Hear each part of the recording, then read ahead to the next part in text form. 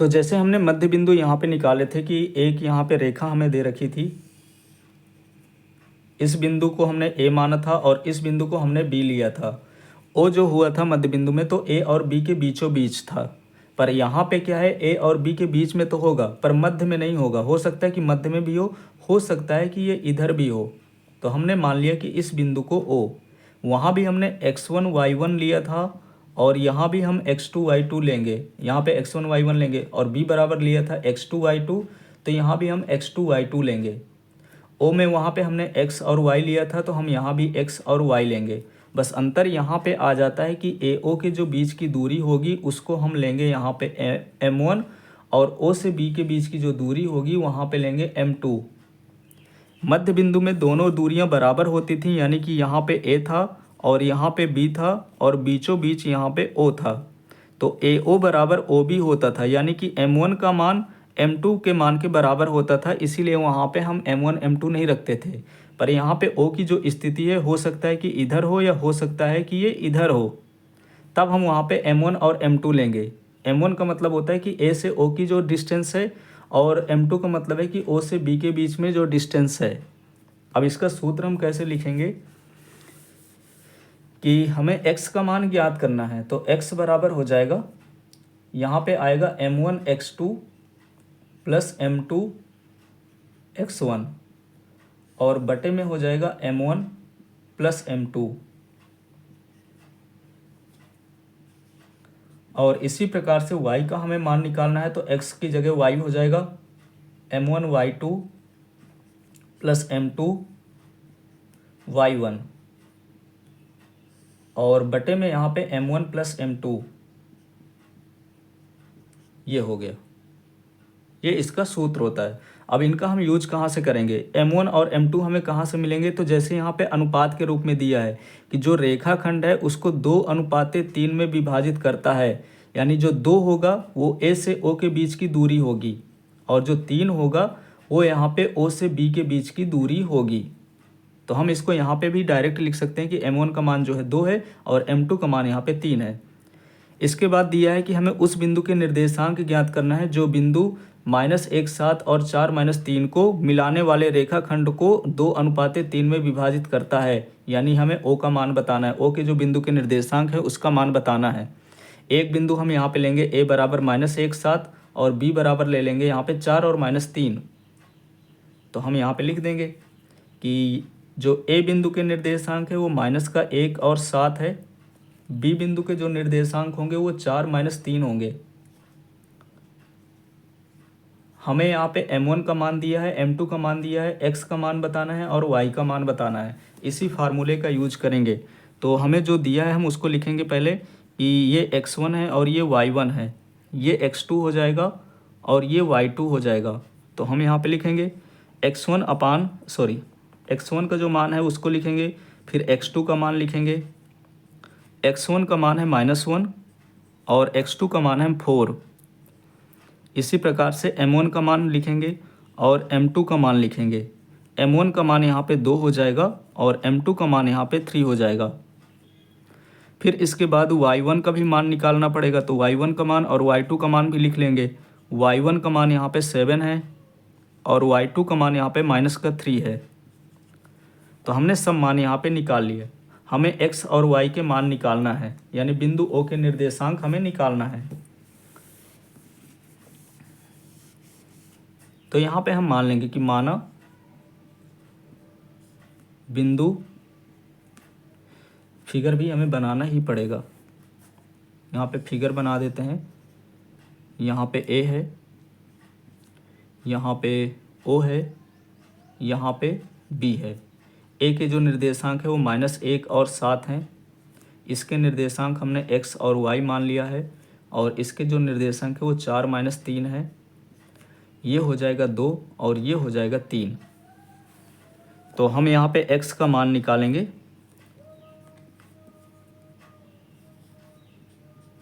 x का मान निकालेंगे तो यहाँ पे फार्मूला हो जाएगा m1 x2 plus m2 x1 और बटे में m1 प्लस m2। m1 का मान रखेंगे तो m1 का मान यहाँ पे 2 है और x2 का मान यहाँ पे 4 है, m2 का मान 3 है और x1 का मान है -1। इसी प्रकार से m1 प्लस m2 यानी कि 2 + 3 हमें नीचे रखना है। 4 का इंटू 2 के साथ करेंगे तो 8 प्लस और माइनस यहाँ पे माइनस, 3 का इंटू 1 के साथ तो 3 और 3 और 2 हो जाएगा 5। 8 में से 3 गया तो यहाँ पे आएगा 5 अपान में 5, 5 से 5 कैंसिल करेंगे तो ये आ जाएगा 1। तो x का मान 1 आ गया। इसी प्रकार से हमें y का मान निकालना है तो y बराबर भी हो जाएगा m1y2 और m2y1 बटे में रखेंगे m1 प्लस m2। m1 का मान यहाँ पे देखेंगे तो 2 है और y2 का मान यहाँ पे -3 है, प्लस m2 का मान यहाँ पे 3 है और y1 का मान यहाँ पे 7 है। 2 + 3, m1 का मान 2 है और m2 का मान 3 है। -3 का गुणा 2 से कराएंगे तो -6 होगा और 7 का गुणा 3 से कराएंगे तो 21 होगा। अब बटे में 5। 21 में से अगर हम 6 को घटाते हैं तो यहाँ पे बचेगा 15 और 15 में 5 से भाग देना है 15 को तो ये आ जाएगा 3। तो y का मान 3 आ गया और x का मान 1 आ गया। तो हम यहाँ पे लिख सकते हैं कि अतः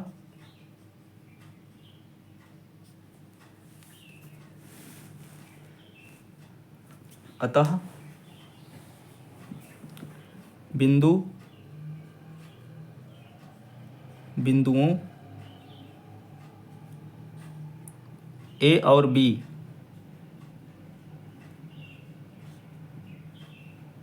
को मिलाने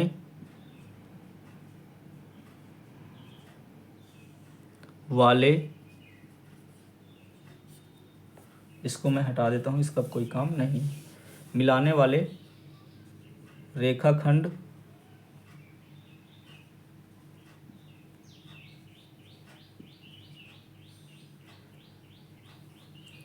बिंदु ए और बी को मिलाने वाले रेखाखंड 2:3 में विभाजित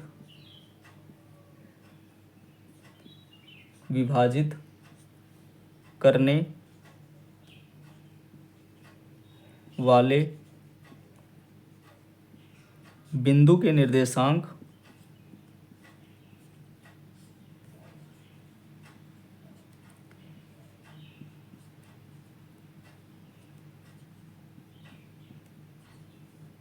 बिंदु के निर्देशांक 1 और 3 हैं। ये हो गया इसका आंसर। तो इस प्रकार से हम विभाजन सूत्र का यूज करते हैं। विभाजन सूत्र और मध्य बिंदु के निर्देशांक पर ही ये पूरी एक्सरसाइज टिकी हुई है। अब हम सॉल्व करते हैं क्वेश्चन नंबर 2। क्वेश्चन नंबर 2 दिया है कि बिंदुओं 4 - 1 और -2 - 3 को जोड़ने वाला रेखाखंड। तो सबसे पहले हम यहाँ पे बिंदु लेंगे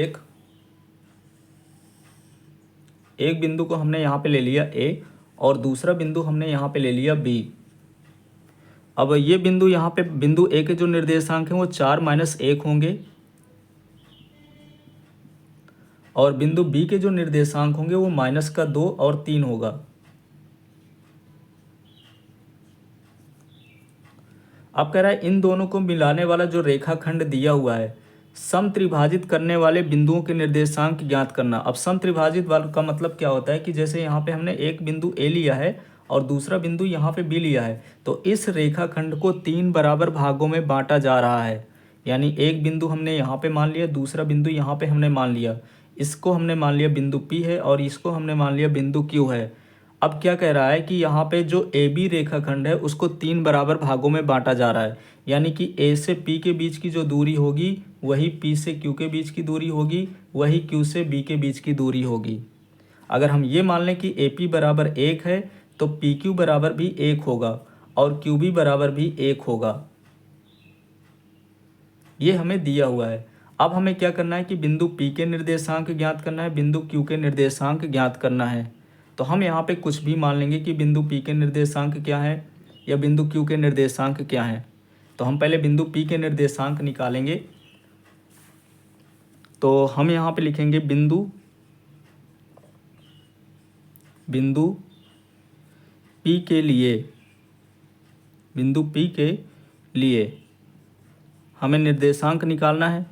जैसे यहाँ पे A से B है, एक बिंदु हमने यहाँ पे मान लिया P और एक बिंदु हमने यहाँ पे मान लिया Q। अब बिंदु P के लिए हमें निर्देशांक निकालना है, तो Q को तो अभी हटा देंगे। अब देखेंगे तो A से P के बीच की जो दूरी है वो 1 है और P से Q के बीच की जो दूरी होगी वो 1 और 1 यानी कि 2 हो जाएगी। टोटल दूरी P से B के बीच की जो दूरी होगी वो 2 यूनिट हो जाएगी।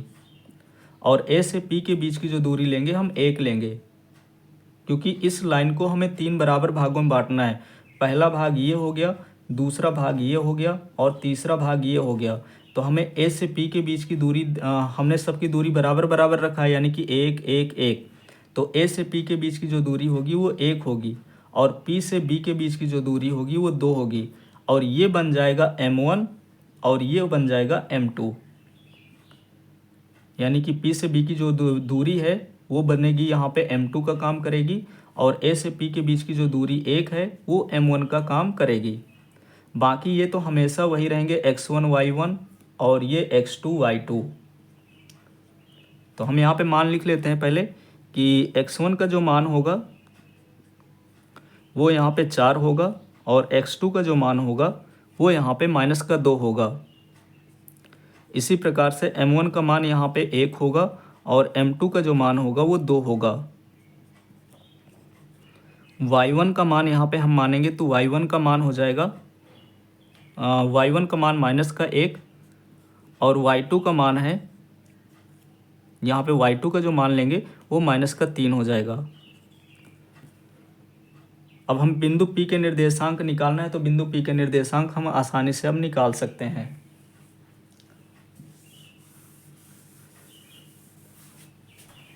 तो x का मान निकालना है, वही विभाजन सूत्र का हम यूज करेंगे कि x बराबर होता है m1 x2, या हम लिखना चाहें तो हम यहीं पे लिख देते हैं कि m1 x2 plus m2 x1 और बटे में हो जाएगा m1 प्लस m2। m1 का मान यहाँ पे 1 है और x2 का मान यहाँ पे -2 है। इसी प्रकार से m2 का मान 2 है और x1 का मान जो दिया हुआ है तो x1 का मान हो जाएगा यहाँ पे 4 और बटे में यहाँ पे हम रखेंगे 1 + 2। -2 का गुणा 1 के साथ कराएंगे तो -2 और 4 का गुणा 2 के साथ कराएंगे तो 4 दूनी 8। 8 में से 2 जाएगा तो यहाँ पे बचेगा 6/3 और इसको हम काटेंगे तो ये आ जाएगा 3, यानी x का जो मान आया है वो 3 आ जाएगा। इसी प्रकार से हमें y का मान निकालना है।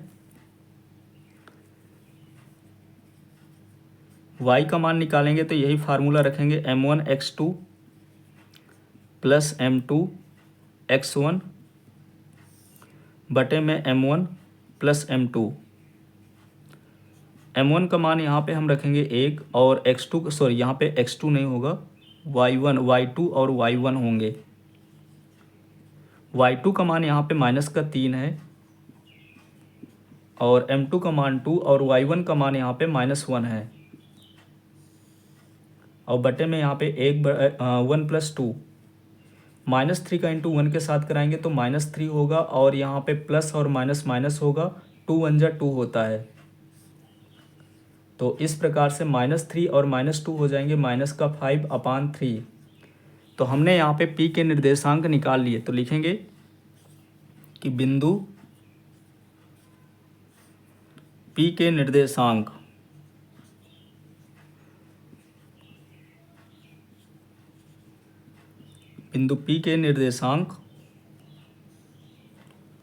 बराबर पहले x का मान रखते हैं और फिर y का मान रखते हैं। ये हो गया बिंदु P के लिए आंसर। अब हमें बिंदु Q का निकालना है कि बिंदु Q के निर्देशांक क्या होंगे। तो इसका स्क्रीनशॉट ले लीजिए।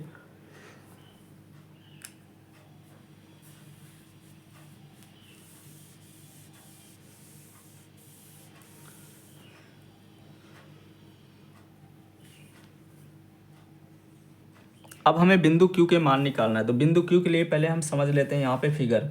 यहाँ पे तो A दे रखा है और यहाँ पे B दे रखा है। यहाँ पे एक बिंदु P था और एक बिंदु यहाँ पे Q था। P के निर्देशांक तो हमने निकाल लिया था, पर हमें पता था कि A से P के बीच की दूरी 1 थी और यहाँ P से Q के बीच की भी दूरी 1 थी और Q से B के बीच की दूरी भी हमने 1 लिया था। पर हमें Q बिंदु के निर्देशांक निकालना है, तो A से जो Q के बीच की दूरी होगी वो 1 + 1 हो जाएगा 2 और Q से B के जो बीच की दूरी होगी वो हो जाएगी यहाँ पे 1। ये हो जाएगा हमारा M1 और ये हो जाएगा हमारा M2।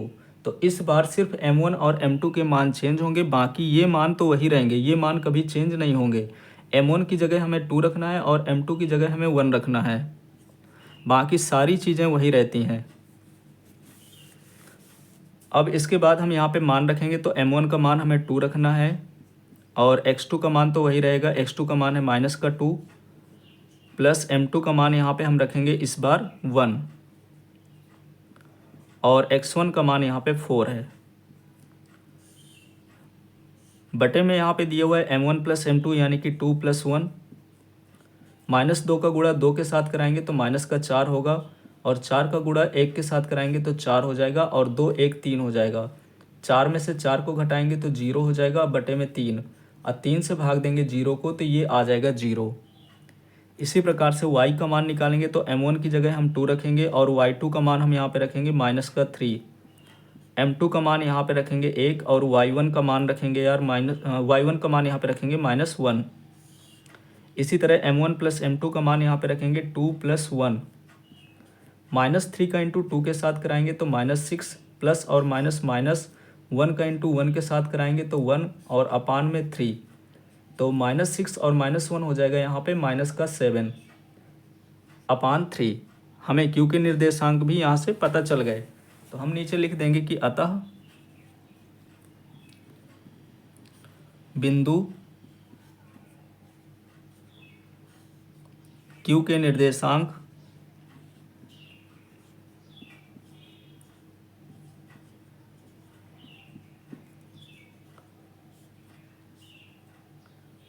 बराबर 0 और -7 अपान 3 है। ये हो गया इसका आंसर। इस प्रकार से क्वेश्चन नंबर 2 कंप्लीट हो गया। अब हम सॉल्व करते हैं क्वेश्चन नंबर 3।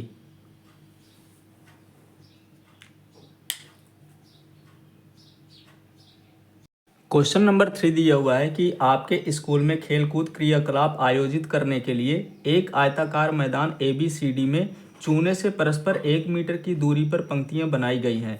यहाँ पे ABCD एक आयताकार मैदान है और यहाँ से देखेंगे तो 1-1 मीटर की दूरी पर यहाँ पे लाइनें बनी हुई हैं।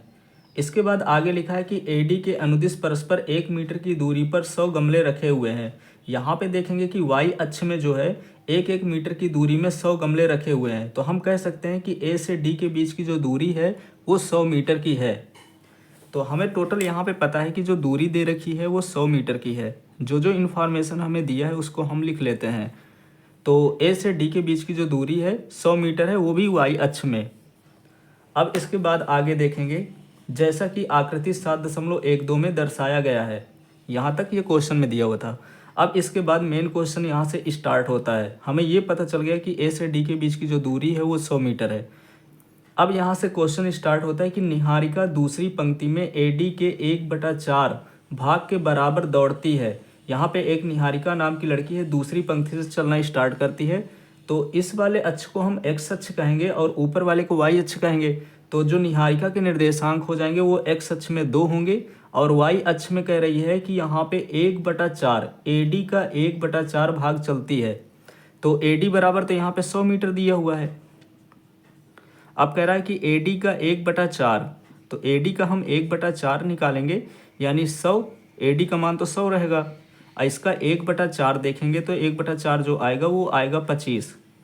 तो हम यहाँ पे लिख सकते हैं कि निहारिका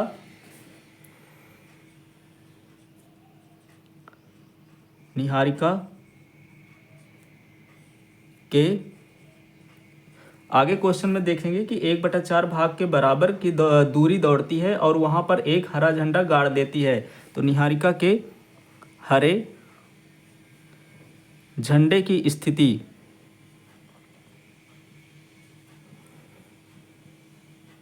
स्थिति बराबर हो जाएगा, एक्स सच में यहाँ पे दूसरी लाइन से चलना स्टार्ट करती है तो एक्स की जगह हम 2 रखेंगे और टोटल दूरी का 1/4 भाग चलती है, यानी टोटल दूरी जो दे रखा है वो 100 दे रखा है और 100 का 1/4 भाग कवर करती है। तो 100 का 1/4 यानी कि इसको हम काटेंगे तो 25 आएगा, तो 2 और 25 हो जाएंगे। इसी प्रकार से हम आगे देखेंगे तो यहाँ पे लिखा हुआ है कि प्रीत नाम की जो लड़की है वो 8वीं पंक्ति से स्टार्ट करती है चलना। प्रीत 8वीं पंक्ति में एडी के 1/5 भाग के बराबर दौड़ती है और वहाँ एक लाल झंडा गाड़ देती है। दोनों झंडों के बीच की दूरी ज्ञात कीजिए। तो प्रीत नाम की लड़की है तो यहाँ पे हम लिखेंगे कि प्रीत के लाल झंडे की स्थिति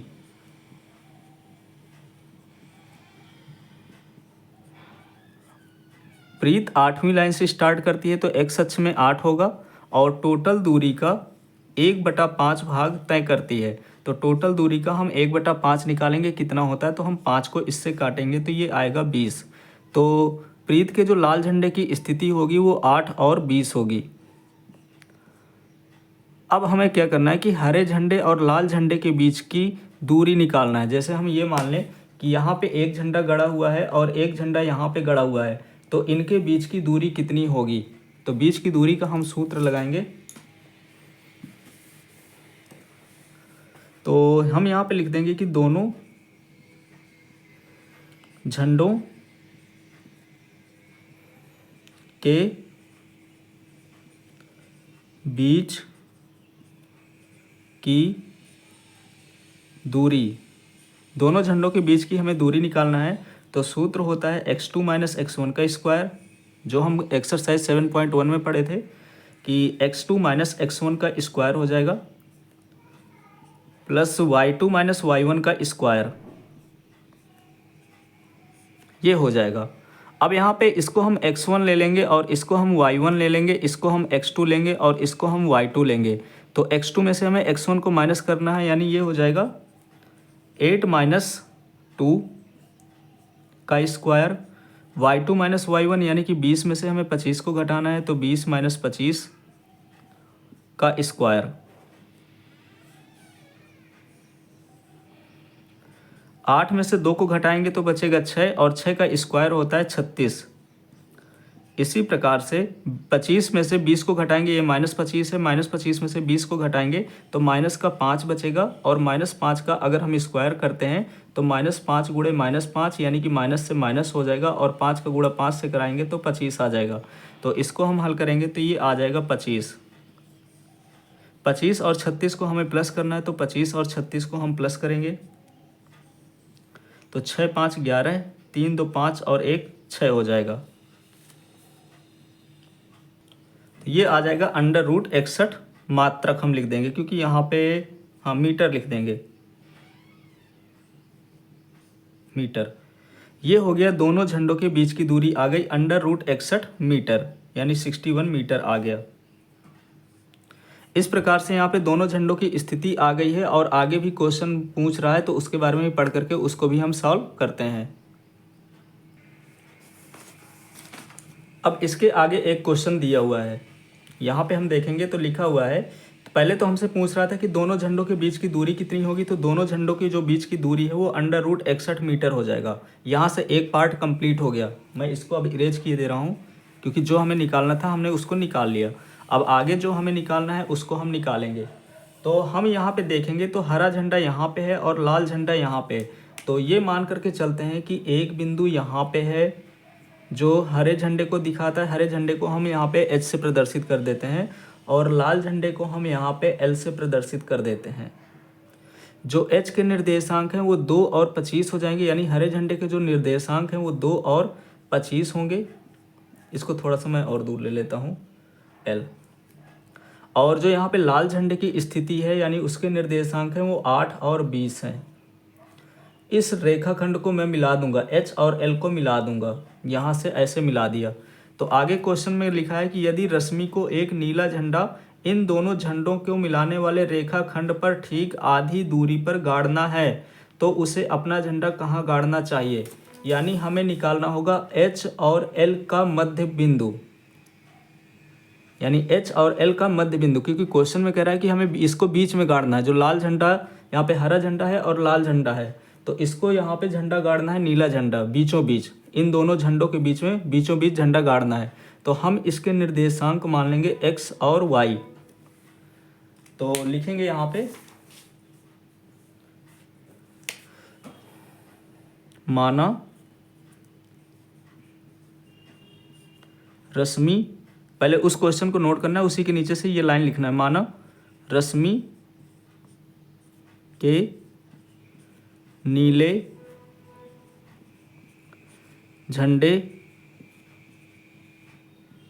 की स्थिति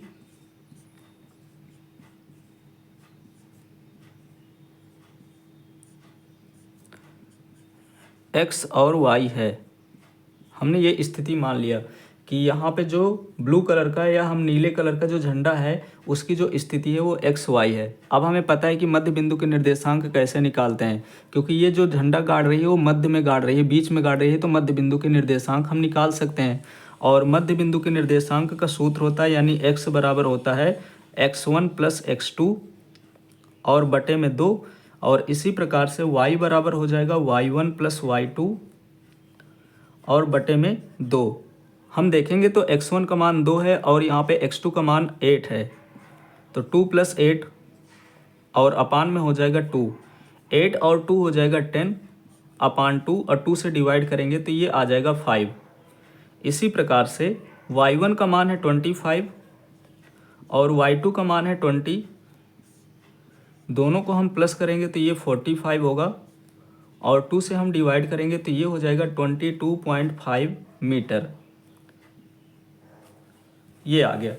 अब हमसे पूछ रहा है यहाँ पे कि किस पंक्ति में, यहाँ पे क्वेश्चन में लिखा हुआ है कि यदि रश्मि को एक नीला झंडा इन दोनों झंडों को मिलाने वाले रेखाखंड के ठीक आधी दूरी पर गाड़ना है तो अपना झंडा कहाँ पर गाड़ना चाहिए। तो हम यहाँ पे लिख सकते हैं कि पाँचवीं पंक्ति, क्योंकि x का मान जो आया है वो 5 आया है और जो y का मान आया है वो 22.5 आया है।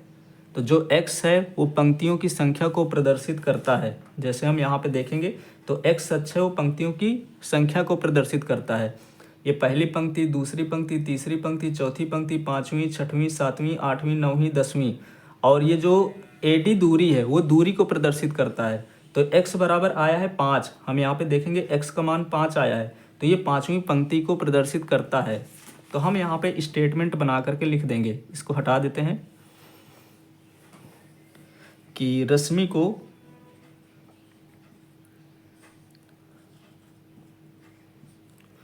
नीला झंडा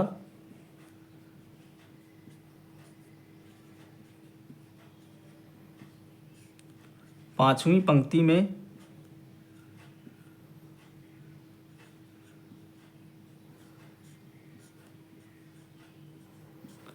22.5 मीटर की दूरी पर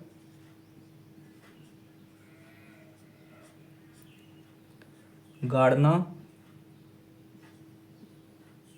चाहिए। ये इतना छोटा सा क्वेश्चन है।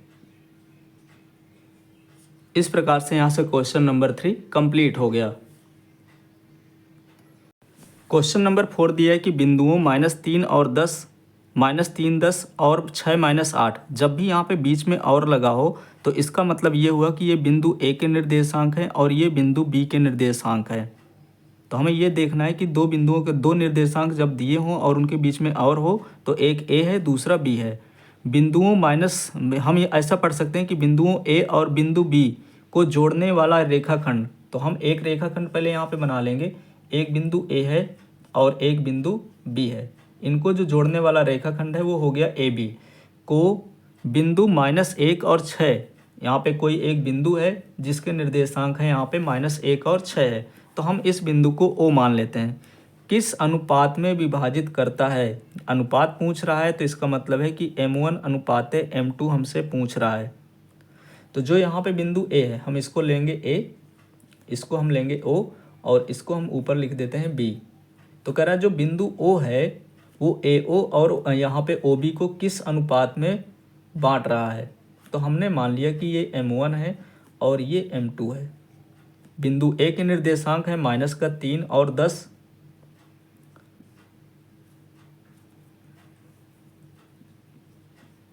इसी प्रकार से बिंदु B के निर्देशांक है 6 और -8। बिंदु O के निर्देशांक है -1 और 6। हमें यहाँ पे अनुपात निकालना है, यानी M1 अनुपात M2। तो M1 अनुपात M2 का मतलब होता है, इसी को हम बटे में लिख सकते हैं कि M1 अपान M2। अगर M1 अपान M2 है तो हम उसको अनुपात में लिख सकते हैं, अगर अनुपात में है तो हम उसको बटे में लिख सकते हैं। विभाजन सूत्र का यूज करेंगे तो यह हो जाएगा x1 y1, ये हो जाएगा x और y, और ये हो जाएगा x2 y2। क्योंकि जो यहाँ पे बिंदु होते हैं वो x1 y1 और x2 y2 होते हैं, उनके बीच में कोई बिंदु होगा वो x y होगा। तो हम यहाँ पे लिखेंगे कि x1 x2, x1 का मान यहाँ पे -3 है और x2 का जो मान यहाँ पे दे रखा है वो है 6। इसी प्रकार से हमें M1 का मान निकालना है कि M1 का मान कितना है, यानी हमें कुल मिला करके निकालना है अनुपात। हम यहाँ पे लिखेंगे कि जो x का मान दे रखा है वो यहाँ पे -1 है और हमें निकालना है M1 अनुपात M2। y का मान हमें लिखने की आवश्यकता नहीं, क्योंकि y की मान की आवश्यकता नहीं पड़ेगी। अब हम यहाँ पे विभाजन सूत्र से लिखेंगे, विभाजन सूत्र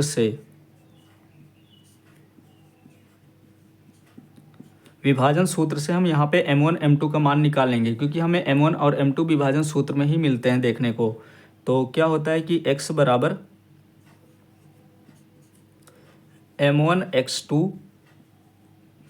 प्लस M2 x1 और बटे में y यहाँ पे हो जाएगा M1 प्लस M2। x का मान यहाँ पे देखेंगे तो -1 है, तो हम यहाँ पे x का मान -1 रखेंगे बराबर M1 का मान हमें निकालना है और x2 का मान यहाँ पे 6 है। M2 का मान यहाँ पे हमें निकालना है और x1 का मान है -3 बटे में है M1 प्लस M2। अब इस M1 M2 का मान -1 के साथ कराना है, तो -1 का इंटू हम M1 के साथ कराएंगे तो ये हो जाएगा माइनस का M1, और इसी -1 का इंटू इसके साथ कराएंगे तो ये हो जाएगा माइनस का M2। 6 का इंटू M1 के साथ कराएंगे तो ये हो जाएगा 6M1, और प्लस इंटू माइनस करेंगे तो यहाँ पे -3 का इंटू M2 के साथ करेंगे तो ये हो जाएगा 3M2। अब इसके बाद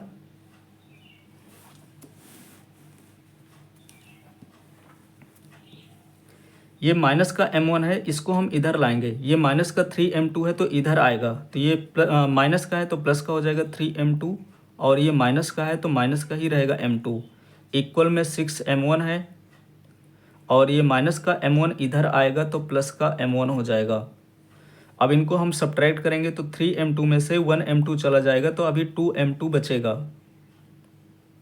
और इधर 6M1 प्लस 1M1 हो जाएगा 7M1 के। हमें यहाँ पे M1 अपान M2 निकालना है, तो ये जो M2 मल्टीप्लाई में है ये इधर आएगा तो बटे में आ जाएगा, फिर बराबर है ये 7 जो गुणे में है तो ये इधर आएगा तो बटे में आ जाएगा, यानी कि 2/7। अगर हमें यहाँ पे M1 अपान M2 दिया हुआ है तो हम उसको अनुपात में लिख सकते हैं, यानी कि M1 अनुपात M2 बराबर हो जाएगा 2:7, और यही हमें फाइंड करना था। तो इस प्रकार से यहाँ से क्वेश्चन नंबर 4 कंप्लीट हो गया। अब हम सॉल्व करते हैं क्वेश्चन नंबर 5। अगला क्वेश्चन यानी क्वेश्चन नंबर 5 दिया है कि वह अनुपात ज्ञात कीजिए जिसमें बिंदुओं A और B को मिलाने वाला रेखाखंड x अक्ष से विभाजित होता है। तो हम उसी प्रकार से एक बिंदु यहाँ पे A लेंगे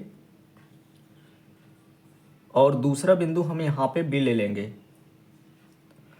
और इन दोनों रेखा को मिला देंगे। A से बिंदु A को B से मिला देंगे तो ये हो जाएगा रेखाखंड।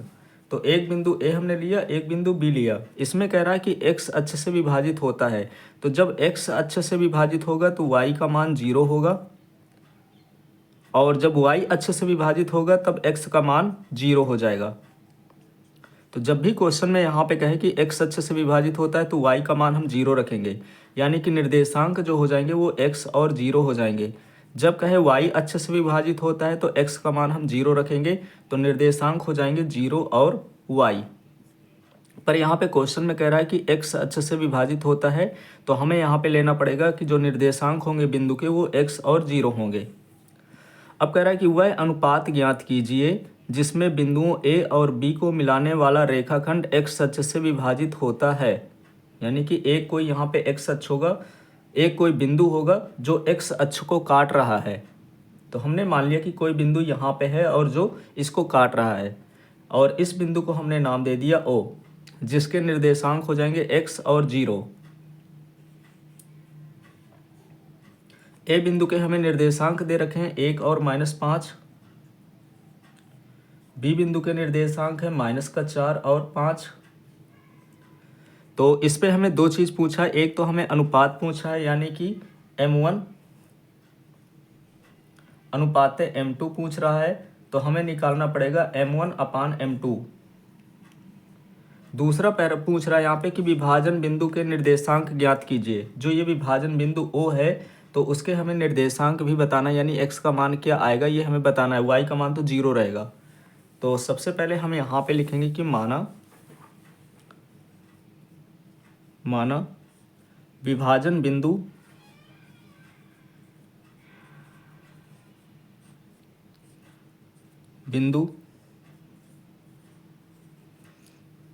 विभाजन बिंदु O के निर्देशांक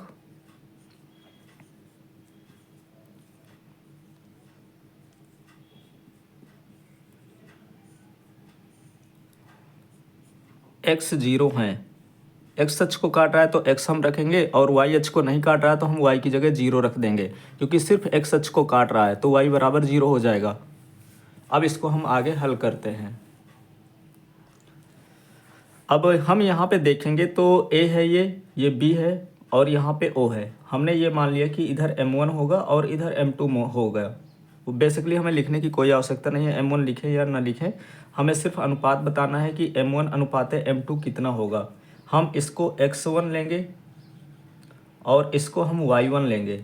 इसी प्रकार से ये हमारा x2 होता है और ये हमारा y2 होता है। जो बिंदु दिए होते हैं तो पहला बिंदु ये है तो x1 y1 लेंगे, ये दूसरा बिंदु है तो x2 y2 ले लेंगे, और जो यहाँ पे इन दोनों के बीच में जो निर्देशांक पड़ेगा इसको हम x मानेंगे और इसको हम y मानेंगे, और विभाजन सूत्र हम लगा देंगे। तो विभाजन सूत्र हम दो तरीके से लगा सकते हैं। दो विभाजन सूत्र होते हैं, एक तो x बराबर होता है m1 x2 plus m2 x1, और यहाँ पे होता है m1 प्लस m2, और दूसरा सूत्र होता है यहाँ पे y बराबर m1 y2 plus m2 y1, और बटे में हम रखेंगे m1 प्लस m2। तो हम यहाँ पे y बराबर ले लेंगे, x से नहीं निकालेंगे, निकल दोनों से आएगा, पर हम यहाँ पे y वाला लेंगे क्योंकि यहाँ पे y का मान 0 है। तो हम सिंपल यहाँ पे y का मान 0 रख देंगे, तो कैलकुलेशन कम करना पड़ेगा। m1 का मान हमें निकालना है, y2 का मान हम यहाँ पे देखेंगे तो y2 का मान यहाँ पे 5 हो जाएगा। प्लस लगा है तो हम प्लस लगा देंगे। m2 का मान हमें निकालना है, और y1 का मान देखेंगे तो यहाँ पे -5 है। बटे में यहाँ पे दिया है m1 प्लस m2। इस m1 m2 का मल्टीप्लाई 0 के साथ कराएंगे तो ये पूरा 0 हो जाएगा, और ये हो जाएगा 5m1 प्लस और माइनस हो जाएगा यहाँ पे माइनस का 5m2। इस माइनस के 5m2 को हम इधर लाएंगे तो ये हो जाएगा प्लस का 5m2 बराबर में 5m1। अब इस m2 को हम नीचे लाएंगे और इस 5 को हम इधर लाएंगे, या हम चाहें तो 5 इधर भी है और 5 इधर भी है, इसको हम काट देंगे, और नहीं अगर काटना है तो हम ऐसे ही लिखा रहने देंगे। इस 5 को हम नीचे लाएंगे तो ये 5/5 हो जाएगा और इक्वल में हो जाएगा यहाँ पे m1 और ये गुणे में है तो इधर आएगा तो m2 बटे में हो जाएगा। अब हम यहाँ पे 5 से 5 को काट सकते हैं तो ये 1/1 आ जाएगा m1/m2। अगर हमने m1/m2 निकाल लिया तो उसको अनुपात में हम यहाँ पे बदल सकते हैं। तो अनुपात में बदलने के लिए हम यहाँ पे अब लिख सकते हैं कि अतः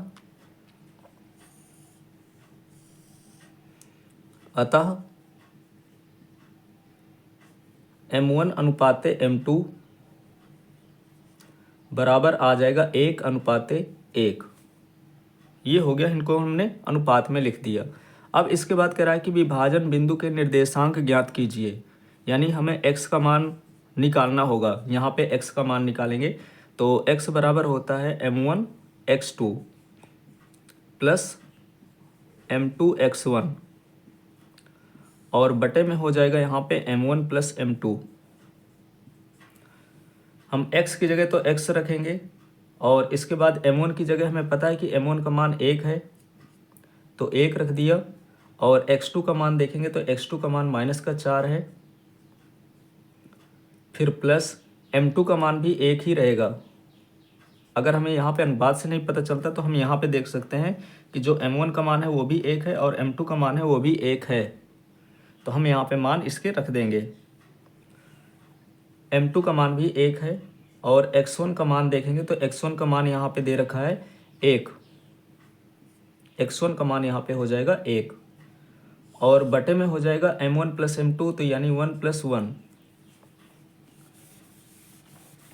अब इनको हम हल करेंगे तो -4 का गुणा 1 के साथ कराएंगे तो यहाँ पे -4 ही आएगा और 1 का गुणा 1 के साथ कराएंगे तो यहाँ पे 1 ही आएगा और 1 हो जाएगा यहाँ पे 2। -4 में से 1 जाएगा तो यहाँ पे बचेगा -3/2। तो ये आ गया x का मान। तो लिख सकते हैं अतः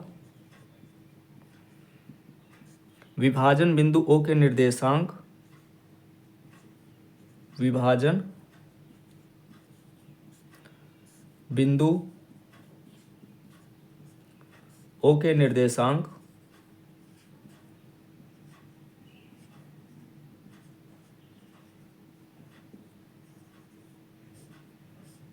बराबर, हमने x और 0 माना था तो x का मान आया है -3/2 और y का मान तो पहले से ही 0 है तो हम यहाँ पे 0 लिखेंगे और ये हो गया इसका आंसर। इस प्रकार से क्वेश्चन नंबर 5 यहाँ से कंप्लीट हो गया। अब हम सॉल्व करते हैं क्वेश्चन नंबर 6।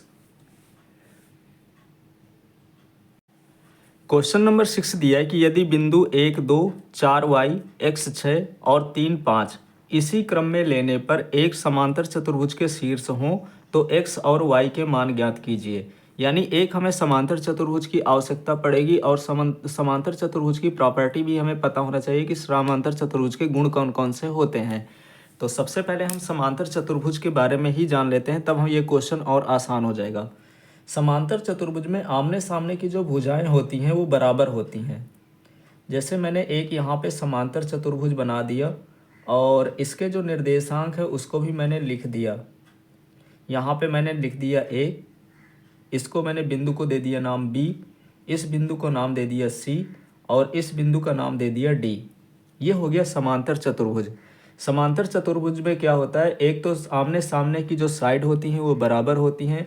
जो दूसरी इसके गुण क्या होते हैं कि जैसे मैंने A से यहाँ पे C को मिला दिया तो ये हो जाएगा विकर्ण। इसी तरह से B को D से मिलाया गया तो ये भी विकर्ण हो जाएगा, यानी कि एक विकर्ण हमें AC मिलेगा और दूसरा विकर्ण हमें मिलेगा BD और इनके जो विकर्ण होते हैं वो बराबर होते हैं। AC का जो यहाँ पे विकर्ण होगा यानी AC जो होगा वो BD के बराबर होगा, यानी दोनों विकर्णों की लंबाई जो होती है वो बराबर होती है। अब हमें क्या करना है कि अब ये पता चल गया कि AC यहाँ पे बराबर होगा BD के, तो हम AC के मध्य बिंदु के निर्देशांक निकालेंगे। जैसे इस समांतर चतुर्भुज को मैं ऐसे बना लेता हूँ फिर से। तीसरी इसकी प्रॉपर्टी क्या होती है कि जो AC है वो BD को एकदम मध्य में काटेगा, यानी कि अगर हम यहाँ पे देखेंगे कि ए सी और बी डी को ऐसे हम काट रहे हैं तो ये जो बीच में काटेगा और इस पॉइंट का हम कुछ नाम दे दें ओ, तो ये क्या हो जाएगा कि ए ओ बराबर हो जाएगा ओ सी के और बी ओ बराबर हो जाएगा ओ डी के। इतना गहराई में जाने की आवश्यकता नहीं है, हमें सिर्फ जितना क्वेश्चन में पूछा गया है ठीक उतना ही करना है। तो अब हम क्या करेंगे कि अगर हम देखेंगे कि ए से सी एक विकर्ण है तो इसका मध्य बिंदु ओ होगा। इसी तरह से बी और डी का एक विकर्ण है तो उसका भी मध्य बिंदु ओ होगा। तो हम सबसे पहले ए सी विकर्ण लेंगे, तो यहाँ पे लिखेंगे विकर्ण, या हम लिख देते हैं ए सी के मध्य बिंदु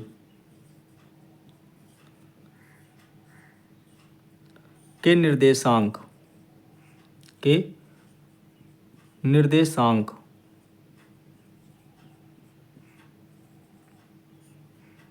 एसी के मध्य बिंदु के हम निर्देशांक पहले निकाल लेंगे कि एसी के मध्य बिंदु के निर्देशांक कितने हैं। तो हमें पता है कि मध्य बिंदु के जब निर्देशांक निकालते हैं तो हमें x बराबर निकालना होता है। तो हमें पता है कि x बराबर होता है x1 प्लस x2 और बटे में 2।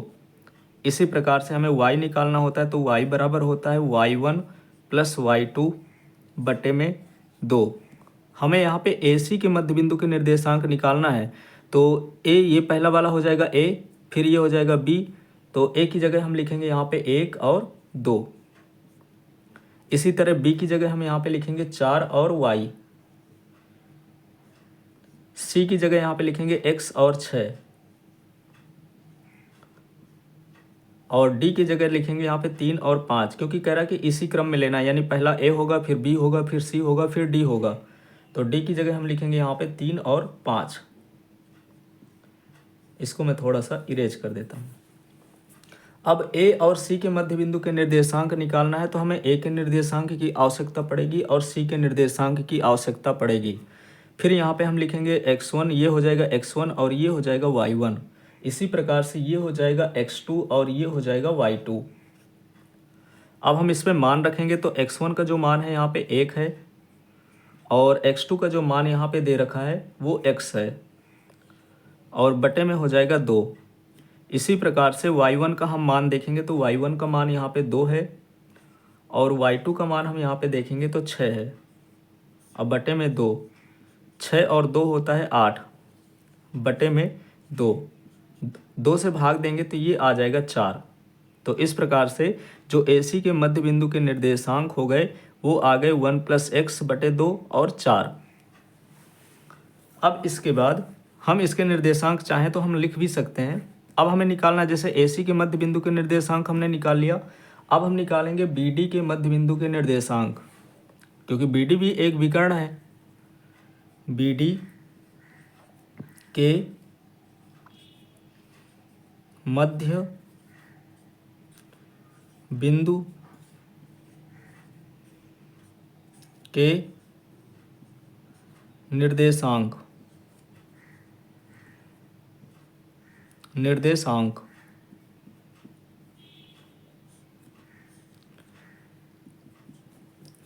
अब BD के मध्य बिंदु के निर्देशांक निकालना है तो हमें कोऑर्डिनेट B के और कोऑर्डिनेट D के लेना पड़ेगा, यानी कि B के निर्देशांक लेना होगा और D के निर्देशांक लेना होगा।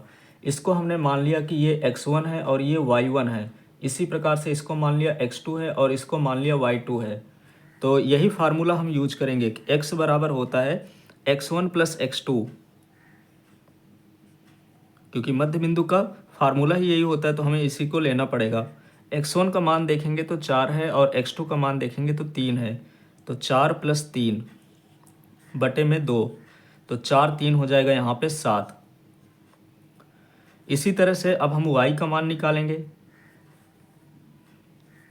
तो जब y का मान निकालेंगे तो y1 प्लस y2 बटे में हो जाएगा 2।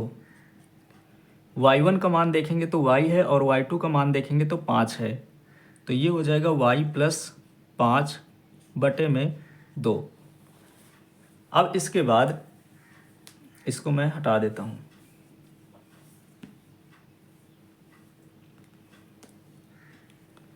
इसको मैं हटा देता हूँ।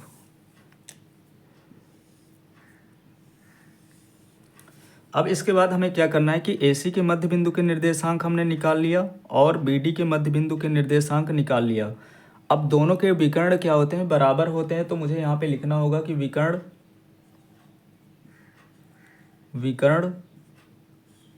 AC के मध्य बिंदु के निर्देशांक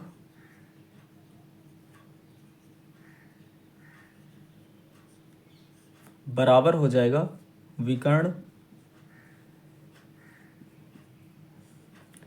BD के मध्य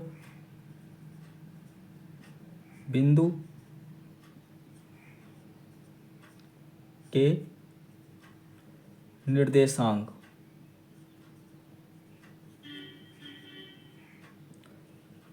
अब पता है दोनों का कि जो विकर्ण होते हैं वो बराबर होते हैं, तो इनके दोनों मध्य बिंदु के जो निर्देशांक होंगे वो भी बराबर रखेंगे। तो AC के मध्य बिंदु के निर्देशांक आए थे, यहाँ पे x का मान आया था 1 + x/2, और जो y का मान आया था वो आया था 4। बराबर में हम रखेंगे BD के मध्य बिंदु के निर्देशांक, तो BD के मध्य बिंदु के निर्देशांक में x का मान आया था 7/2, क्योंकि हम पहले x की वैल्यू रखते हैं। फिर यहाँ पे y की वैल्यू रखेंगे, तो y का मान आया था y + 5/2। इनको हमने उसी तरह से बराबर रख दिया जैसा कि हमें पता है। अब इसके बाद x का तुलना हम x के साथ करेंगे, यानी ये पहला x होता है और ये y होता है। इसी तरह से ये x का गुणांक है, सॉरी ये x के निर्देशांक हैं और ये y के निर्देशांक हैं। अब हमें यहाँ से क्या करना होगा कि x की तुलना, यानी x के निर्देशांक जो AC में x का निर्देशांक है उसकी तुलना हमें BD के x के निर्देशांक के साथ करना है। तो हम यहाँ पे लिख सकते हैं कि 1 + x/2 बराबर हो जाएगा 7/2 के। यहाँ पे 2 से 2 कैंसिल हो जाएगा क्योंकि दोनों के हर बराबर हैं। ये प्लस का 1 इधर आएगा तो हो जाएगा माइनस का 1, यानी x बराबर 7 - 1 बराबर आ जाएगा यहाँ पे 6। इसी प्रकार से यहाँ पे AC के मध्य बिंदु के निर्देशांक में जो y का यहाँ पे निर्देशांक है, इसके y के निर्देशांक से हम तुलना करेंगे, तो ये हो जाएगा 4 बराबर y + 5/2। 2 का गुणा इसके साथ करेंगे तो ये हो जाएगा 8 बराबर y + 5। इस 5 को हम इधर लाएंगे तो ये माइनस हो जाएगा, यानी y बराबर हो जाएगा 8 - 5, और 8 में से 5 को घटाएंगे तो ये हो जाएगा 3। तो इस प्रकार से हमने यहाँ पे x और y के मान निकाल लिए, क्योंकि हमसे पूछा था कि x और y के मान बताइए, तो हमें सिर्फ x और y के मान बताना था। तो यहाँ पे हम नीचे लिख सकते हैं कि अतः x बराबर 6 और y बराबर 3 है। यहाँ से क्वेश्चन नंबर 6 कंप्लीट हो गया। अब सॉल्व करते हैं क्वेश्चन नंबर 7। क्वेश्चन नंबर 7 दिया है कि बिंदु A के निर्देशांक ज्ञात कीजिए जहाँ AB एक वृत्त का व्यास है। एक मैंने यहाँ पे वृत्त बना लिया है और इसका व्यास है AB, जिसका केंद्र 2 - 3 है। केंद्र को मैंने O माना है और इसके जो निर्देशांक दिए हुए हैं वो दिए हुए हैं 2 और -3। इसके बाद कह रहा है कि B के जो निर्देशांक हैं वो 1 और 4 हैं। 1 और 4 दे रखे हैं इसके निर्देशांक। अब हमें यहाँ पे A के निर्देशांक बताना है कि जो A के निर्देशांक है वो कितने होंगे। हालांकि यहाँ पे हमें सर्कल की आवश्यकता नहीं पड़ेगी, सिर्फ क्वेश्चन में दे रखा है तो इसलिए हमने बना लिया। अगर हम यहाँ पे सर्कल को हटा दें थोड़ी देर के लिए, हम सोचें कि सर्कल है ही नहीं, तो ये हमारा AB एक रेखाखंड हो जाएगा और O मध्य बिंदु के निर्देशांक हो जाएंगे, क्योंकि ये केंद्र जो होता है वो मध्य में होता है। तो O यहाँ पे हो जाएगा मध्य बिंदु का निर्देशांक। A और B एक रेखाखंड में स्थित बिंदु होंगे। तो हमने यहाँ पे मान लिया कि यहाँ पे तो कोई वैल्यू हमें दे ही नहीं रखी।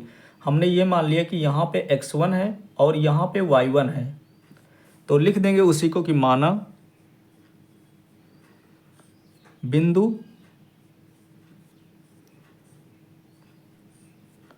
ए के निर्देशांक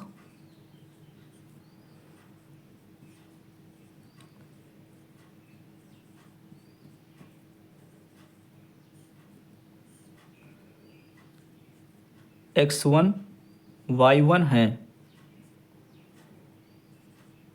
इसको हमने मान लिया। अब यहाँ पे हम मध्य बिंदु के निर्देशांक निकाल लेंगे। तो हमें पता है कि अगर दो बिंदु दे रखे हैं तो एक होता है x1 y1 और दूसरा होता है x2 y2। इसके अलावा जो मध्य बिंदु होता है उसको हम x और y से प्रदर्शित करते हैं। तो चाहें तो हम यहाँ पे लिख सकते हैं, नहीं चाहें तो हम यहाँ पे सीधे सूत्र लिखेंगे, मध्य बिंदु के निर्देशांक वाले सूत्र लिखेंगे। तो हमें यहाँ पे लिखना होगा x बराबर होता है x1 प्लस x2 बटे में 2। अब यहाँ पे x1 का मान देखेंगे तो x1 का जो मान यहाँ पे दिया हुआ है हमें नहीं दिया हुआ है, हमें दिया हुआ है x का मान। x का मान यहाँ पे 2 है, x1 का मान हमें नहीं दिया, x1 का मान हमें निकालना है। और x2 का मान हमें दे रखा है यहाँ पे 1 और बटे में 2। ये 2 बटे में है, उधर जाएगा तो गुणे में हो जाएगा, यानी कि 2 का गुणा 2 के साथ होगा तो ये हो जाएगा 4। और यहाँ पे बचेगा x1 प्लस 1। इस प्लस 1 को इधर लाएंगे तो ये हो जाएगा 4 माइनस 1 बराबर में x। 4 में से 1 को घटाएंगे तो ये आ जाएगा 3। तो x का जो मान आ गया वो आ गया 3। सॉरी, x का मान नहीं कहेंगे, x1 का मान कहेंगे, क्योंकि हम x1 का मान निकाल रहे हैं। इसी प्रकार से यहाँ पे y के निर्देशांक हमें निकालना है। तो y बराबर सूत्र हो जाएगा y1 प्लस y2 और बटे में 2। y का मान देखेंगे तो y का मान यहाँ पे माइनस का 3 है और y1 का मान यहाँ पे हमें निकालना है। y2 का मान यहाँ पे 4 रखा हुआ है और बटे में हम लेंगे यहाँ पे 2 को। 2 का गुणा 3 के साथ किया तो यहाँ पे हो जाएगा माइनस का 6, क्योंकि 2 3 6 होता है और बराबर में है y1 प्लस 4।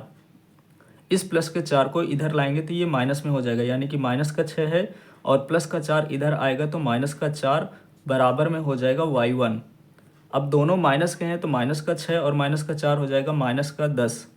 तो इस प्रकार से y1 का जो मान आ गया वो आ गया माइनस का 10।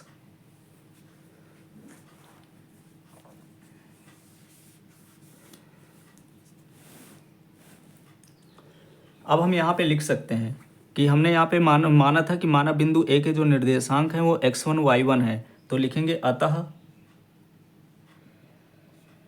बिंदु ए के निर्देशांक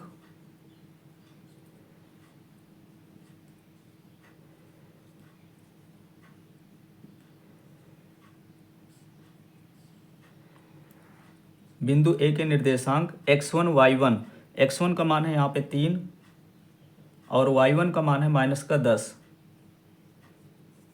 ये हो गया इसका आंसर। इस प्रकार से यहाँ से क्वेश्चन नंबर 7 कंप्लीट हो गया। अब हम सॉल्व करते हैं क्वेश्चन नंबर 8।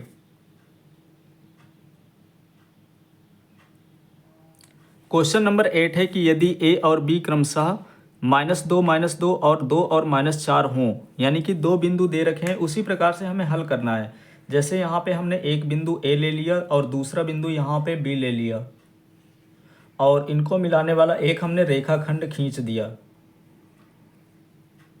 एक रेखाखंड हमने यहाँ पे खींच दिया। a के जो निर्देशांक दे रखे हैं वो -2 और -2 है। इसी प्रकार से जो b के निर्देशांक हैं वो 2 और यहाँ पे -4 हो जाएगा। हमें पता है कि ये x1 y1 होता है और ये x2 y2 होता है। आगे पढ़ेंगे तो यहाँ पे लिखा है कि बिंदु P के निर्देशांक ज्ञात कीजिए ताकि AP बराबर 3/7 AB हो और P रेखाखंड AB पर स्थित हो। यानी कि जो बिंदु P है वो रेखाखंड AB पर स्थित है। अब कहाँ पर स्थित है हमें नहीं पता है, उसके निर्देशांक हमें निकालना है। हमने बेसिकली मान लिया कि P यहाँ पर स्थित है, ज़रूरी नहीं कि ये मध्य में होगा, तो मध्य बिंदु के निर्देशांक तो हम निकालेंगे ही नहीं। तो हमने यहाँ पे मान लिया कि P यहाँ पे है और इसके निर्देशांक x और y हैं। हम इसको मध्य बिंदु नहीं लेंगे, क्योंकि मध्य बिंदु नहीं कह रहा है तो मध्य बिंदु के निर्देशांक के सूत्र नहीं लगेंगे यहाँ पे। अब यहाँ पे एक चीज़ देखेंगे कि AP बराबर 3/7 AB दे रखा है। तो यहाँ पे जो AP बराबर दे रखा है 3/7 AB। AB क्या है यहाँ पे पूरी लंबाई है। ए बी को हम देखेंगे तो ये पूरी लंबाई है और ये पूरी जो लंबाई है वो 7 है। जो पूरी लंबाई है वो 7 मीटर है। हम ये मान के चल सकते हैं कि ए से बी के बीच की जो लंबाई है वो 7 मीटर है। यहाँ पे बिंदु पी है तो ए पी बराबर कितना होगा, तो ए पी का जो मान होगा वो 3 होगा, यानी 7 में से 3 जो भाग होगा वो ए पी का होगा और 4 भाग होगा यहाँ पे बी पी का, या पी बी हम कह सकते हैं, क्योंकि पूरी लंबाई यहाँ पे 7 दे रखी है तो हमने ए से बी 7 लिया। फिर कह रहा है कि जो ए पी है वो 3 है तो ए पी बराबर हमने 3 ले लिया। तो 7 में से अगर हम 3 को घटाते हैं तो ये जो पी से बी की लंबाई होगी वो 4 होगी। ये टोटल इतना अगर क्वेश्चन समझ में आ गया तो फिर इसके आगे बहुत ही आसान क्वेश्चन है, तो हम इसको लिखेंगे आगे।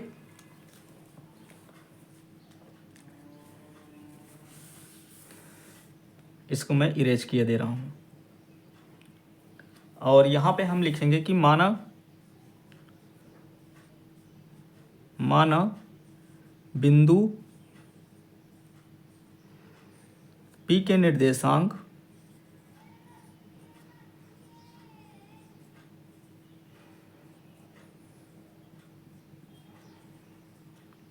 जो बिंदु P के निर्देशांक हैं वो हमने ले लिया x और y, ये x1 नहीं है, कामा लगा हुआ है।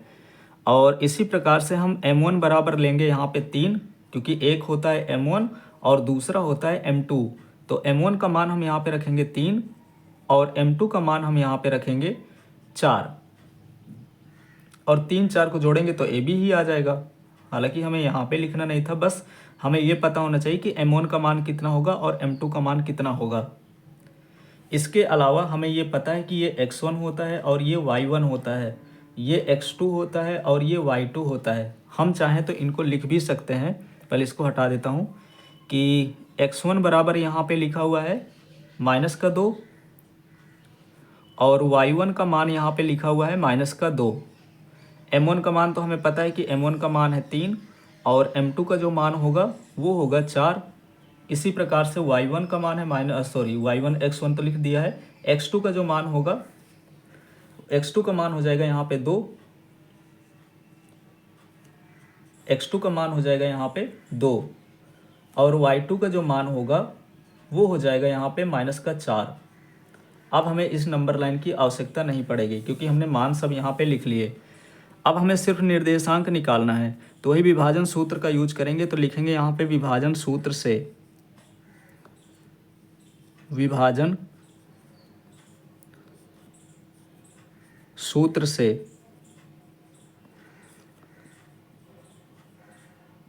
विभाजन सूत्र क्या होता है कि जैसे x बराबर होता है m1 x2 plus m2 x1 और बटे में यहाँ पे हो जाएगा m1 प्लस m2। यहाँ पे हमें सबके मान रखना है, यानी m1 का मान हमें पता है कि 3 है और x2 का मान यहाँ पे 2 है, तो 3 गुणे 2 हो जाएगा। m2 का मान यहाँ पे 2 है 4 है और x1 का मान -2 है, तो हम यहाँ पे लिखेंगे 4 गुणे -2 m1 प्लस m2 यानी कि 3 + 4।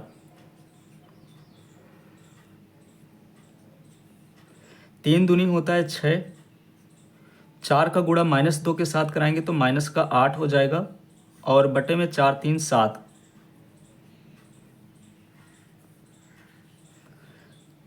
अब यहाँ पे 6 में से -8 को घटाएंगे, या -8 में से 6 गया तो बचेगा अभी -2 और बटे में 7, तो x का मान आ गया -2/7।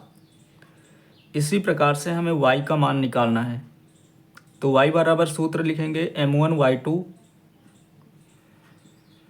प्लस m2 y1 और बटे में हो जाएगा यहाँ पे m1 प्लस m2।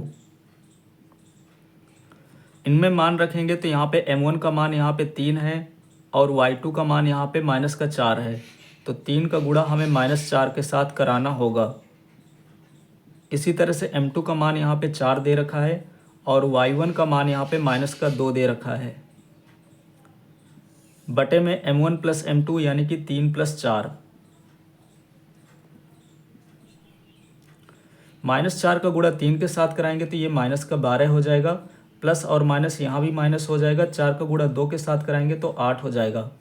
-12 और -8 तो मिलकर के यहाँ पे हो जाएंगे 20। 4 3 7 हो गया, -12 -8 हो जाएगा -20/7। इस प्रकार से हमने x का मान निकाल लिया और हमने y का मान निकाल लिया यहाँ पे। तो अब हम यहाँ पे लिख देंगे कि जो हमने यहाँ पे माना था, तो अब लिख देंगे अतः बिंदु P के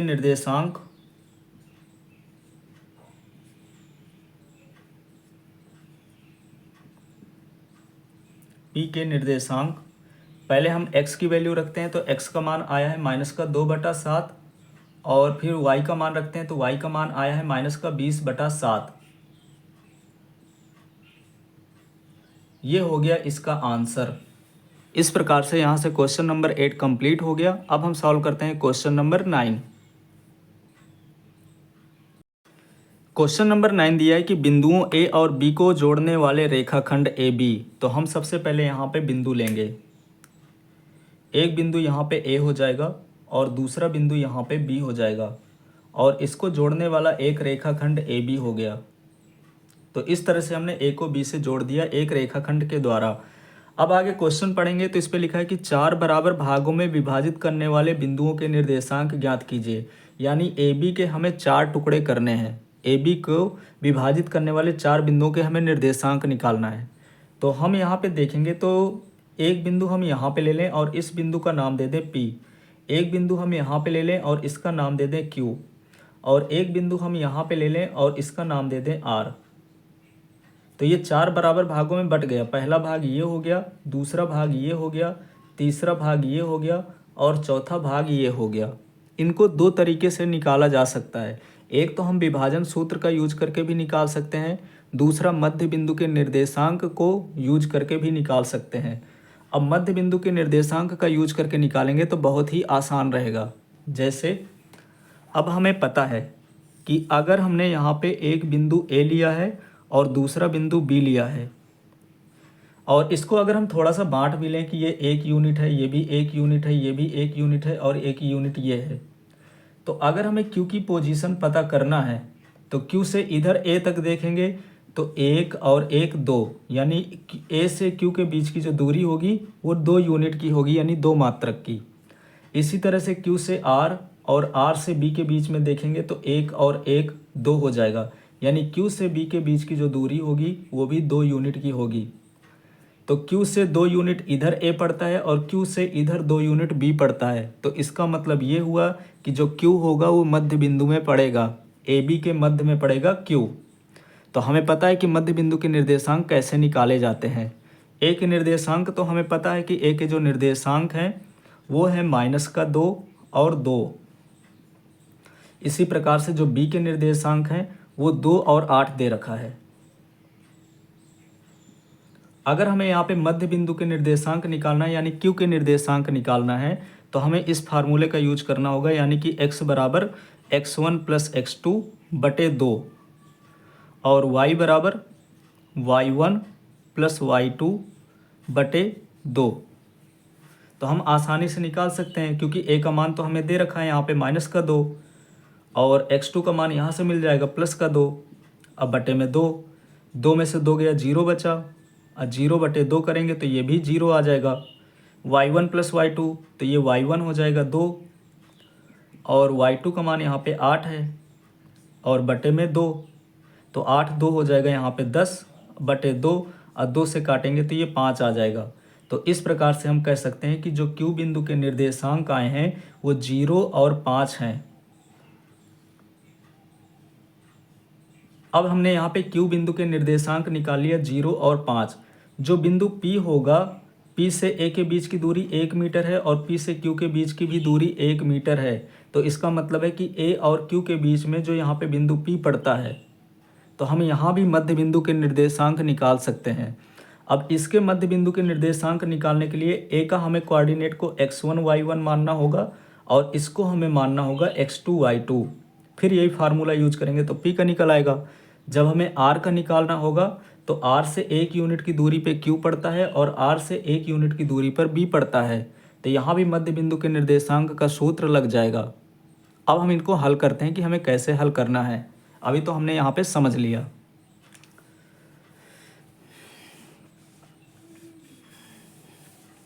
तो सभी में हमें ये पता चल गया कि मध्य बिंदु के निर्देशांक का सूत्र सभी में अप्लाई हो जाएगा। इसको मैं हटा देता हूँ।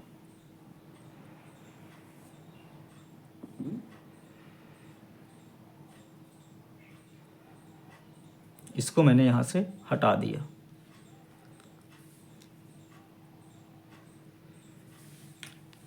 इस क्वेश्चन को मैं हटा देता हूँ क्योंकि अब इसका कोई काम नहीं पड़ेगा। बस इसके जो ए के निर्देशांक थे उसको मैं लिख लेता हूँ कि -2 और 2 था। हम यहाँ पे लिखेंगे कि माना AB रेखाखंड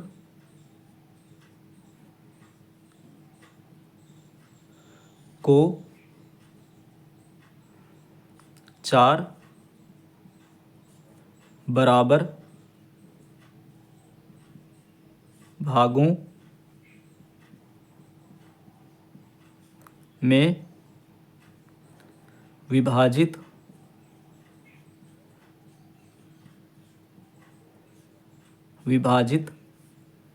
करने वाले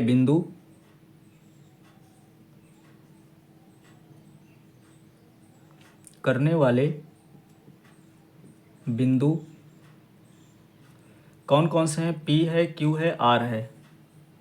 P, Q और R हैं। इस तरह से हमने यहाँ पे बिंदु मान लिया कि P, Q और R हैं। अब हम एक एक करके इनके P के निर्देशांक निकालेंगे, Q के निर्देशांक निकालेंगे और R के निर्देशांक निकालेंगे। यही हमसे पूछा था। तो हम यहाँ पे लिखेंगे पहले P के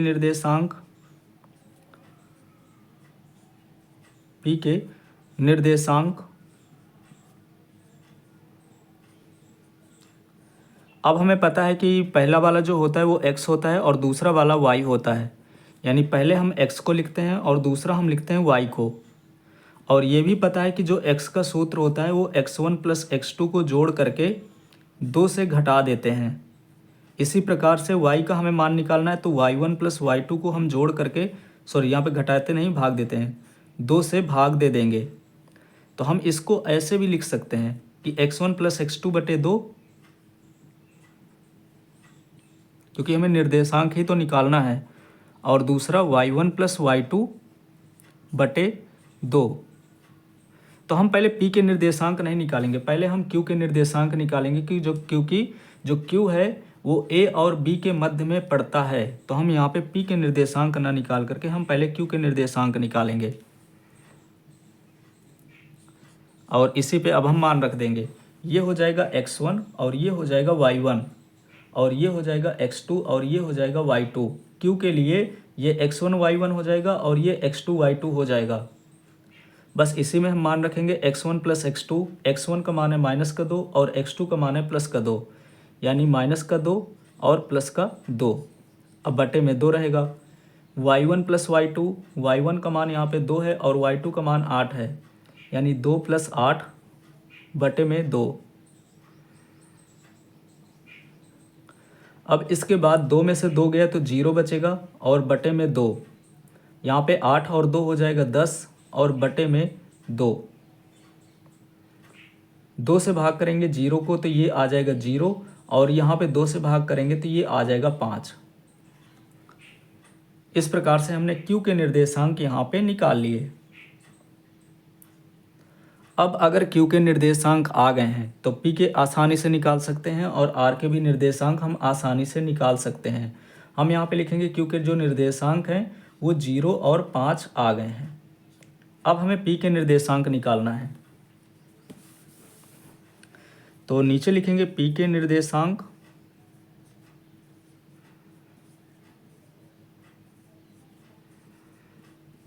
P के निर्देशांक। अब ज़रूरी नहीं कि हम बार बार फार्मूले को लिखें, हम डायरेक्ट यहाँ पे रख देंगे। अब जब P के निर्देशांक निकालेंगे तो यहाँ पे x1 y1 का काम करेगा A और x2 y2 का जो काम करेगा वो q नहीं करेगा, क्योंकि जो p है वो a और q के मध्य में है, इससे हमें मतलब नहीं है। तो हम p देखेंगे तो a q के मध्य में पड़ता है, तो x1 y1 ये होगा और x2 y2 ये हो जाएगा। तो x1 प्लस x2, x1 का मान है -2 और x2 का मान है यहाँ पे 0। इसी प्रकार से y1 प्लस y2, y1 का मान यहाँ पे 2 है और y2 का मान यहाँ पे 5 है। -2 में से 0 को जोड़ेंगे तो माइनस का 2 ही आएगा और बटे में हो जाएगा 2। यहाँ पे 5 और 2 हो जाएगा 7/2। हम 2 से इसको काट देंगे तो ये आ जाएगा -1 और 7/2। ये हो जाएंगे p के निर्देशांक। अब हमें निकालना है r के निर्देशांक। तो r के जब निर्देशांक निकालेंगे तो r से q जितनी दूर पर होगा, ठीक r से b भी उतनी ही दूर पर होगा। यानी r जो होगा b और q का मध्य बिंदु होगा। ये b है और ये q है, तो b q का जो मध्य बिंदु होगा वो r होगा। हमें अब इनसे मतलब नहीं है, तो हम यहाँ पे लिखेंगे कि r के निर्देशांक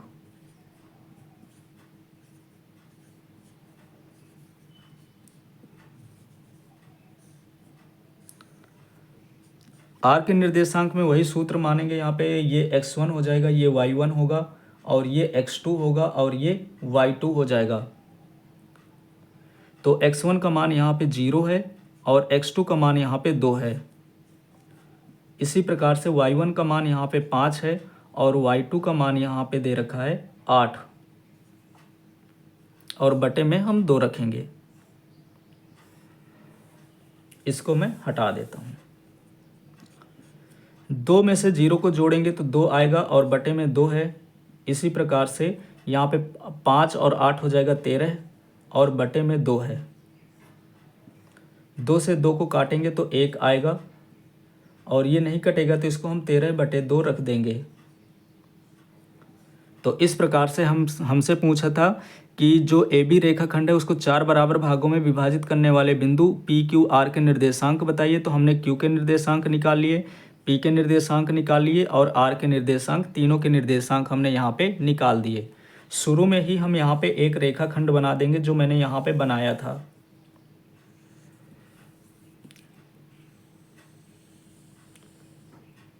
यहाँ पे हम ले लेंगे बिंदु ए और यहाँ पे हम ले लेंगे बिंदु बी। सबसे ऊपर ही यहाँ पे बना देना है।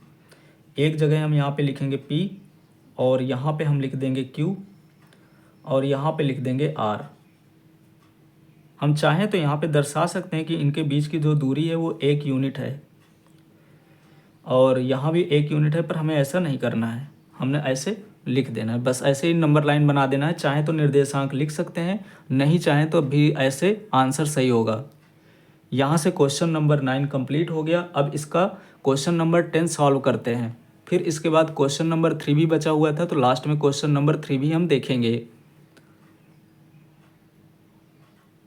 क्वेश्चन नंबर 10 दिया है कि एक समचतुर्भुज का क्षेत्रफल ज्ञात कीजिए। यहाँ पे समचतुर्भुज का क्षेत्रफल हमें ज्ञात करना है जिसके शीर्ष इसी क्रम में 3 0 4 5 -1 4 और -2 -1 हैं। अब यहाँ पे ये जो दिए हुए हैं तो हम इसको A ले लेंगे, इसको हम B लेंगे, इसको C लेंगे और इसको हम D लेंगे। तो सबसे पहले हमें क्या करना है कि हम यहाँ पे एक समचतुर्भुज बना लेंगे। हालांकि हमें डायग्राम वहाँ पे बनाना नहीं है, समझने के लिए हम यहाँ पे बना लेंगे। इस बिंदु का नाम दे देंगे A, इसका बिंदु का नाम दे देंगे B, इसको दे देंगे C और इसको नाम दे देंगे D। अब यहाँ पे समचतुर्भुज में क्या होता है कि इसके जो डायगोनल्स होते हैं, एक होता है AC और दूसरा होता है यहाँ पे डायगोनल BD। तो सबसे पहले हमें A से C के बीच की दूरी निकालना होगा कि AC के बीच की दूरी कितनी है, और दूसरी चीज़ हमें निकालना होगा BD के बीच की दूरी।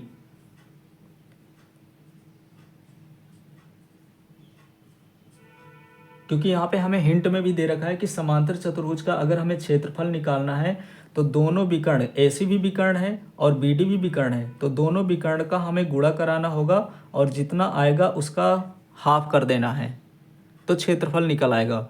तो विकर्ण निकालने के लिए हमें ए से सी एक विकर्ण है, दूसरा बी से डी विकर्ण दिया है, तो हम ए सी की लंबाई निकालेंगे। तो हम यहाँ पे लिख सकते हैं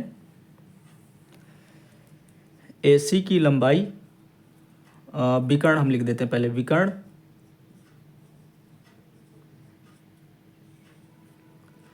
ए सी की लंबाई, वही फार्मूला हमें रखना है, अंडर रूट x2 माइनस, यहाँ पे मैं लिखे दे रहा हूँ, under root x2 minus x1 का स्क्वायर, जो हमने एक्सरसाइज 7.1 में यूज किया है, और y2 माइनस y1 का स्क्वायर, इसका हमें यूज करना है।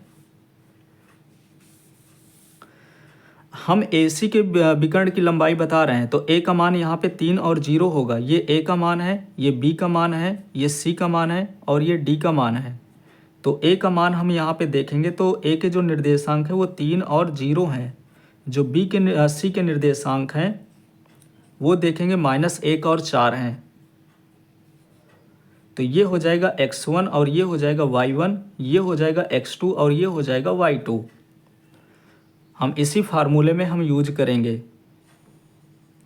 x2 माइनस x1 होता है, यानी x2 का मान है -1, फिर माइनस लगाएंगे और x1 का मान यहाँ पे 3 है, स्क्वायर कर देंगे, प्लस y2 माइनस y1, यानी कि 4 में से हमें 0 को घटाना है। माइनस का 3 और माइनस का 1 हो जाएगा -4, और यहाँ पे 4 में से 0 गए तो बचा 4 का स्क्वायर। 4 का स्क्वायर माइनस 4 का स्क्वायर देखेंगे तो 16 होता है, और यहाँ पे देखेंगे 4 का स्क्वायर, यानी 4 का स्क्वायर भी यहाँ पे 16 हो जाएगा। 16 प्लस 16 हो जाएगा यहाँ पे अंडर रूट 32, यानी 32 आ गया। AC विकर्ण AC की लंबाई हमने निकाल लिया। अब हमें निकालना है विकर्ण BD की लंबाई। विकर्ण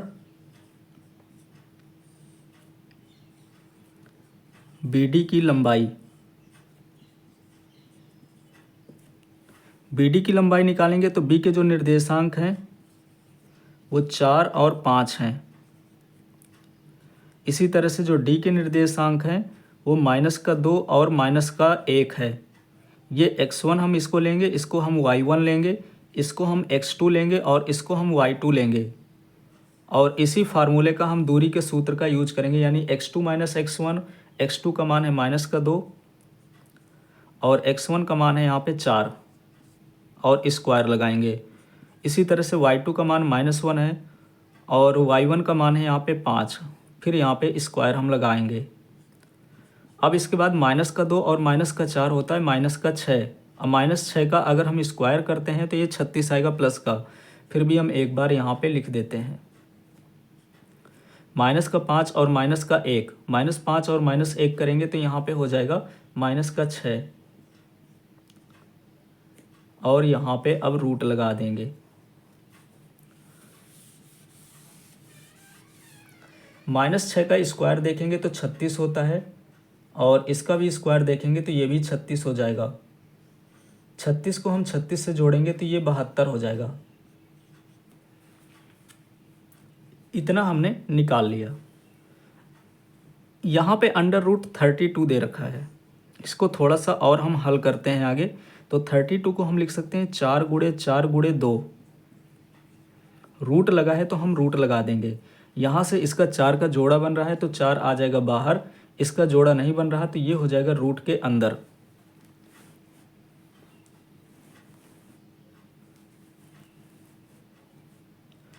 तो इस प्रकार से हम इसको यहाँ पे रूट 32 को लिख सकते हैं 4 अंडर रूट 2। इसी तरह से यहाँ पे 72 लिखा हुआ है, तो 72 को भी हम यहाँ पे लिखेंगे। 72 को हम लिख सकते हैं यहाँ पे 6 गुणे 6 और गुणे 2, क्योंकि 6 का गुणा 6 से कराएंगे 36 और 36 दूनी 72। यहाँ भी 6 का यहाँ पे जोड़ा बन रहा है तो 6 आएगा बाहर और ये रहेगा रूट के अंदर। तो 72 को हम लिख सकते हैं 6 अंडर रूट 2। इस प्रकार से हमने यहाँ पे दोनों विकर्ण निकाल लिया, AC और BD। हिंट में हमें दे रखा है कि जो समचतुर्भुज का क्षेत्रफल है, समचतुर्भुज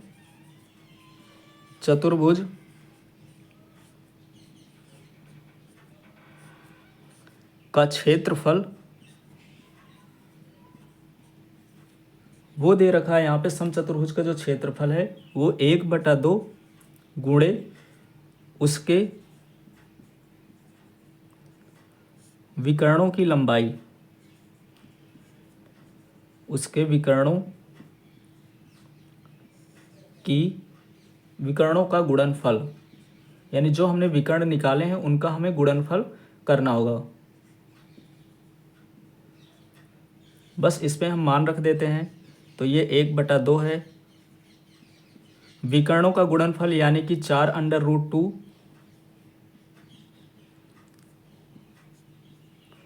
और 6√2। 4 का गुणा 6 के साथ कराते हैं, यानी 6 का गुणा 4 के साथ कराएंगे तो ये 6 चौको 24 हो जाएगा। और इसी प्रकार से ये √2 और √2 है, तो जैसे यहाँ पे √2 और √2 दिया है तो इसको हम रूट के अंदर 2 गुणे 2 लिख सकते हैं और इससे एक बाहर आ जाएगा, यानी कि यहाँ पे √2 और √2 को मिला करके हम 2 लिख सकते हैं। यहाँ पे 2 से 2 कैंसिल हो जाएगा। तो इस प्रकार से इसका जो आंसर आ गया वो 24 मात्रक स्क्वायर हो जाएगा।